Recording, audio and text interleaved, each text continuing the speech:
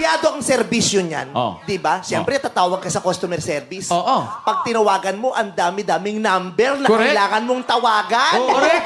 Di ba? Oo. Tapos minsan, ipapakausap ka pa sa tugtog. Oo. Isang oras ka mag-aantay. Ipapakausap ka sa tugtog. Pag sabi, okay, please hold on. Tapos may tutog. Sa susunod na magpatugtog kayo ng ganyan, siguraduhin magpapadala kayo ng selekta. Tapos bago mo makausap yung gusto mong sabihin, kausapin, ipapasa ka ng ipapasa kung kani-kanino dahil hindi rin mo masasagot yung tinatanong mo. Tama. Diba? Sana pag naningil kayo, pwede rin namin gawin sa inyo yan. Pag siningil nyo kami, ha, ipapakausap namin kayo sa lola namin. Tapos yung lola ko, ipapasa ka na sa nanay ko. Tapos yung nanay ko, ipapasa ka sa kuya ko. Tapos yung kuya ko, ipapakausap ka sa ate ko. Tapos yung ate ko, ipapakausap ka sa bunso namin. Tapos yung bunso namin, ipapakausap ka sa jowa ko. Tapos magagalit kayo kasi hindi nyo makausap yung jowa ko, kasi hindi nyo mahagilap yung jowa ko, kasi yung jowa ko sumama na sa jowang iba. Ay!